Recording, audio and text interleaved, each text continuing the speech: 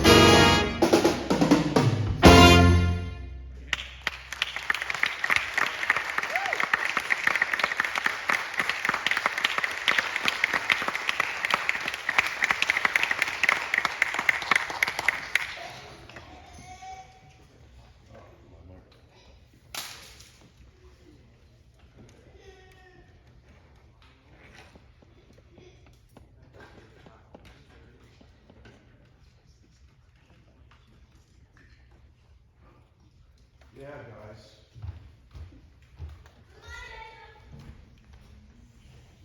Well, that was good. You know, one thing that's really lovely is the dynamics and the intonation. Let's go to water. Sorry. Let's go to Watermelon Man for a second. What's the last big letter where the ensemble is playing? 90. Let's hear 90. Just the horns, no rhythm. Hey, one thing. The level that you played the drum solo on, like that intensity, you can play like when the ensemble is playing and you're you can play with that much energy there also. It's just more confined. But the backbeat, there's a place where there's a breakdown, and you're playing just the hi-hat. Man, it could be twice as loud. Just really, really hit it. We'll go over that, but let's play this ensemble. So, 1, 2, you know what to do.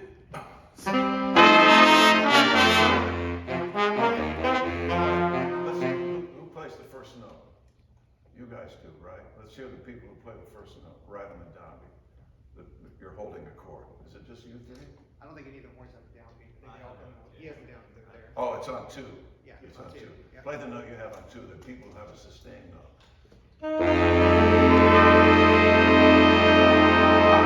So let's hear it like that. Now this is the high point of the chart.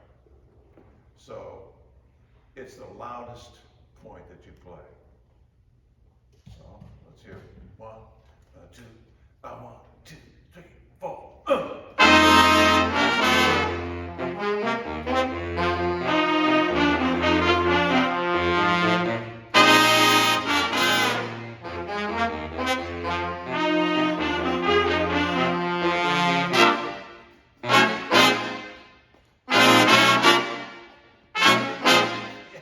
Yeah, that's what it's supposed to sound like. It's fun, isn't it? Yeah, it's fun. That's what I was talking about earlier in the day. You know, the better you can play your instrument individually, the more you can connect with your mates in the band, and the collective power of it is it's just magnified. You know, there's something too. You know, I've been playing with James Taylor's band for 21 years now, and it's a fantastic band. The drummer, Steve Gadd, is recognized as one of the world's greatest drummers, and the piano player, Larry Goldings, is a genius player.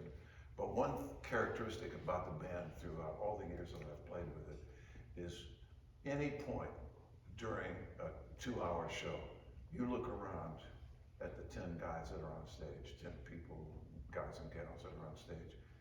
There's never a second where people aren't totally there. Because your energy when you're playing is also present when you're not playing. If you're not thinking about the music, if you're not listening to your fellow players, if you're drifting off somewhere else, it matters. And it wouldn't seem like it does, but it does. So the more you're in it, the more the level raises up, and the more fun it is, and the more connected it is. Let's play this chart from the top from a little bit. 1. Hey, you know, one thing about this, I was thinking about this. Let me look at, where were we just playing? 90.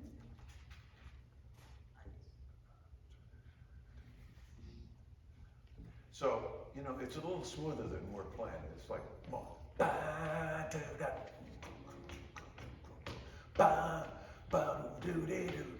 You have to feel it like it's going.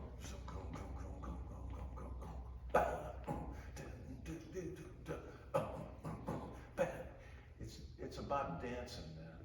You know, a tune like this. Hey.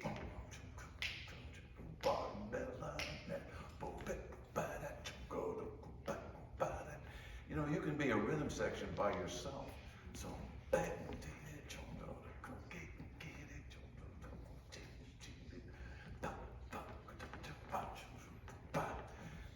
where's the point where you guys have that little, it's a traditional.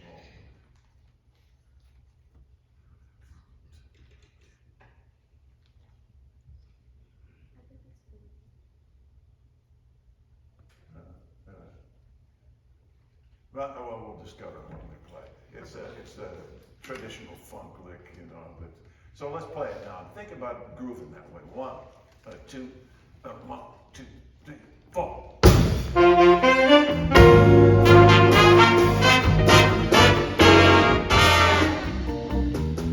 See, now right here to me, you should be hitting side stick or on the snare drum roll. Let's play the groove right there. 1, 2, 1, 2, 3, 4. Loud. Guys, you can sing a lot. Yeah. Now, one thing, you know, like a drummer in a big band is the motor, but he's not the timekeeper. All of you are the timekeeper. Everybody's got to be in it. But, you know, you have the power to influence everything. We were talking about this before. I just feel like you can play generally in ensembles a level up forcefully as far as your physical involvement with the drums. Because, man, you know, what better therapy is it than a drummer has, right? So you can get it all out, man. You can kill it. You know, playing with Steve Gadd, when you see him do things like when he hits both bass drums, man, he almost lifts off the drum stool. You know, the effort is boom. You know, it's thrilling because it's like seeing a great athlete leap up and catch the ball as far extended as he can. You know, here's the thing about playing music. When you're playing a horn, you know, you can play.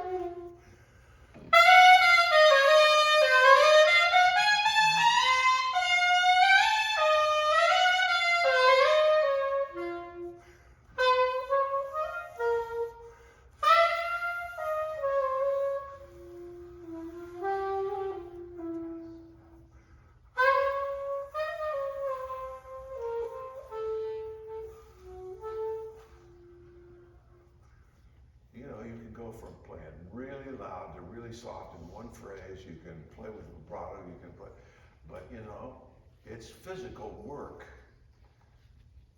And same thing with every instrument. You know, when I was a kid, I loved playing ball. My brother and I played baseball, football, basketball, tennis. When I got to New York, I discovered four-wall handball, and it's the greatest game in the world. You know? And you know, I'm 77 years old now, so the handball thing isn't as important to me as it used to be. I don't move quite as well, but that same kind of physical energy that you bring to playing sports, you bring to playing your instrument. It's physically involving. When the Blues Brothers band goes on tour, the first couple of gigs, our opening medley, by the time we finish it, my stomach muscles hurt. We're playing out so strong. We're playing at the top of our physical capability in the horn section. And you know, I don't mean wild, I mean constrained, focused, intense energy. And you can put all of that into your horn and into your instrument. So besides the joy of expressing yourself emotionally, the pleasure of being intellectually involved in playing your horn, you also have the joy of being connected physically. And, you know, that's part of our mission on earth, you know, enjoying your life, digging it. And that means, you know, in this context, it means like getting down. You guys are doing a good job. You're doing a good job. The band sounds really, really good. I'm happy to hear it. But there's things that we can do. Let's go to the first tune. I was going to suggest something to you. When I was playing on the Saturday Night Live band, the bass player was Bob Cranshaw. Bob played with Sonny Rollins for like 40 years. The amount of famous people, jazz musicians that Bob played with is sort of unbelievable. If you just go on YouTube, almost any great jazz musician you play, you see Cranshaw sometimes somewhere, you know. And on a tune like this, one of the things about playing a straight ahead tune is that the bass, one of the things you have to concentrate on is absolute evenness. So you go, and it doesn't matter if you're a guy who plays slightly forward, slightly right in the middle, slightly back. The thing that kills you is that other musicians love is when the bass is just rolling. And so your concentration has to be to try to play as evenly and like links in a chain, in a long chain. Absolutely even, absolutely solid, absolutely connected.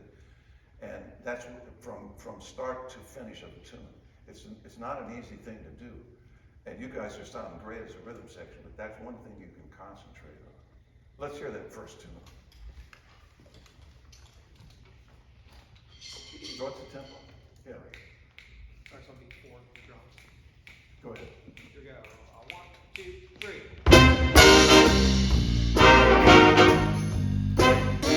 To me, that first note needs to be longer. Bop, beat it. It's not bop, beat it. It's bop, beat it. You hear the difference in the way that feels? It just means it's just like it's going forward like this. So play that first note with more weight. Try it, okay? 1, 2, 1, 2, 3. Yeah.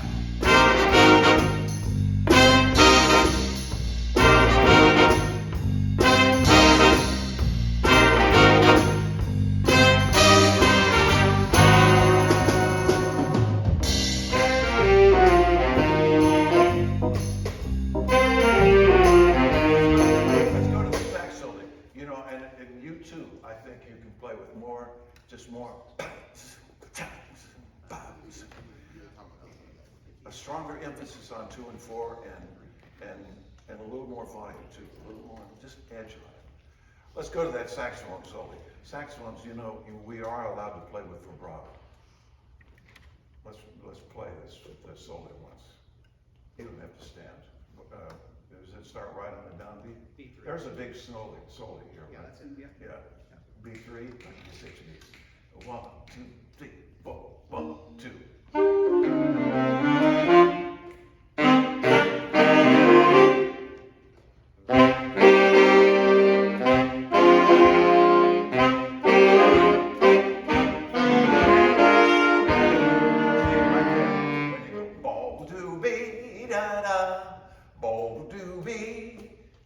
Shade it with play a note, the whole saxophone. So play the first note of the solo, where the first harmony note. Just play it, hold it. And now play it with vibrato.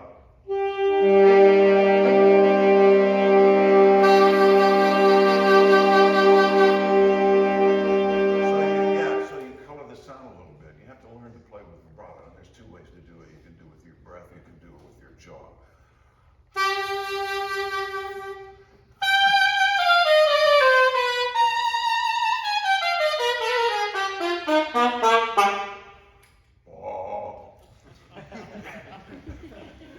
It's there somewhere. It's just not on this one. So let's hear this solo. Play along with it. So you know where it is. What letter is it? 3. 53. So I'll give you 7 beats. 1, 2, 3, 4. 1, 2, 3. Wait, you start on what? On beat 3. You start on beat 3. I'll give you 6 beats. The 1, 2, 3, 4. 1, 2.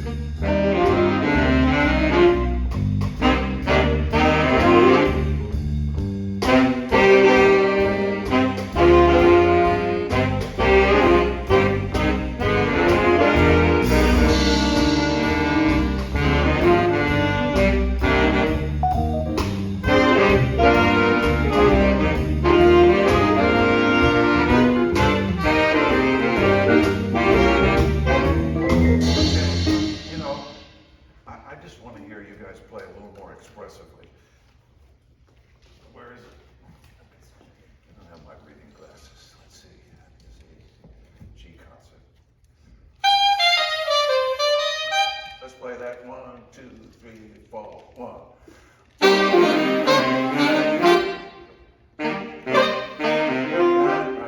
Keep going. 2.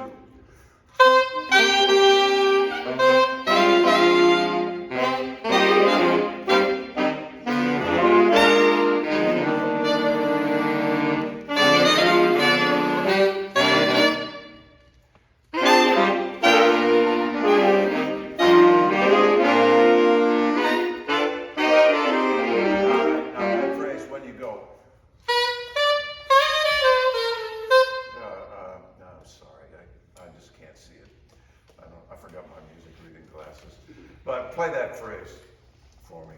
Be ba do did do right there. 3, 4, 1, 2. Okay, does everybody know where we are? 1, 2, 1, 2, 3, 4, 1. Okay, let's play the whole solo. Now blow out, blow out. All right, 1, 2, 3, 4, 1, 2.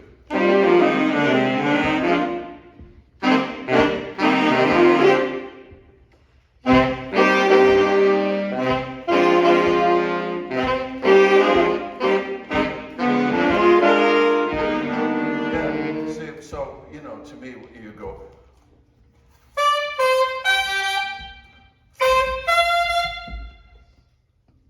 Or what is it?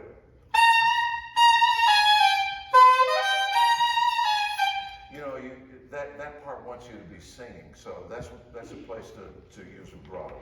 So let me see if I can just sing it with you. So like, where is it? It's like, oh.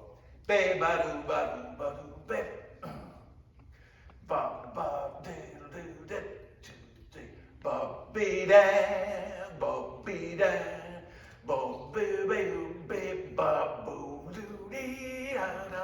It's more connected. Boo ba do be ba boo do be do da.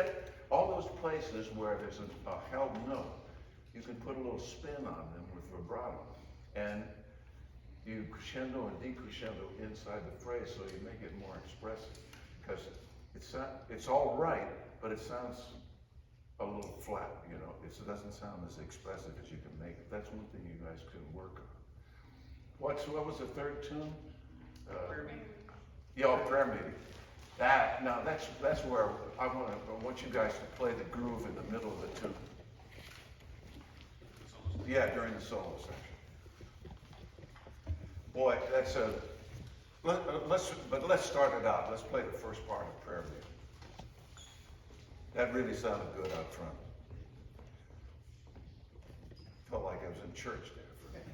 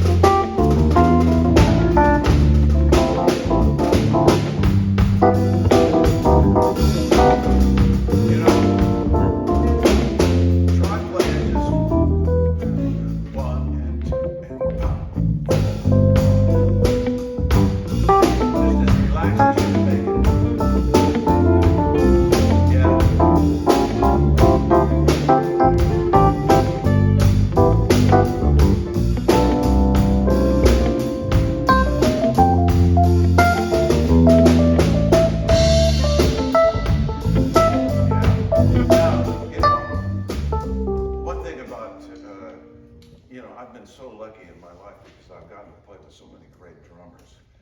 But I remember one time I was playing with Grady Tate, who was one of the giants, you know, and we were playing slow blues, and I was soloing, and I looked at Grady, and Grady was just going. He was playing the hi-hat, the bass drum, and the side stick of the snare, everything quarter notes. So our whole chorus of the blues, and it was so open and so clear and so in the groove, you know, and I looked down at him and he laughed, you know, and he says, "You like that?" And I said, "Yeah, I like that." And he says, "Check this out." And the next chorus he started going, just that, for another whole chorus, you know, and man, it just, by the end of it, you know, it just felt so great. The nice thing about this playing in a band like this is what I was talking about. It's the urge to move. When a band is really grooving, it doesn't matter what kind of music. When musicians are really connected, it just feels so great, you know. I went to a concert. I listen to a lot of world music, and I went to a concert of a group called the Master Musicians of Jajuka, which is a village in the Atlas Mountains of Morocco that have been the court musicians for the King of Morocco for over 200 years. They're a family. Well, it started off as a family, but and when they come on stage, it's like 7 drummers and 7 guys that either play, they go back and forth between playing this oud-like string instrument and a sort of wooden oboe, real honky sounding oboe-like instrument, you know. And the way they play is that one guy in the melody part of the band, one guy goes, and the other guys all answer. Meanwhile, the drummers are all going, go back, you know, but they're playing in like 11/8, 7/8, 9/8. They're all in these odd time signatures. And when they first started playing, it was hard to make out what was going on, you know. But all of a sudden, I remember that for me, my experience of it was that it suddenly went from like sort of incomprehensibility to absolute clarity. It went like boom, and then you realize their groove was so deep. Man, it was just amazing to the point that at the end of the concert, when they played their encore, there was an 80-year-old guy, the sort of the scion of the drummers, and he came out, and we were in an auditorium, town hall in New York, which is like 1,200 seat hall. He had 1,200 people clapping on 7 and 11. I'm telling you, you could feel it, you know, and the whole place, I was astonished by it, you know, but that's, so like, in anything we play, the establishment of rhythmic accuracy and unison among everybody in the band can result in people, like, man, you go to an Earth, Wind and Fire concert, it's impossible not to get up and want to dance. It's just impossible. It's impossible. How are we time-wise, Brad? 5 minutes. Well, let's play this tune and just let me listen up front. Sounded so nice. On top. Yeah. You don't mind if I play along with it?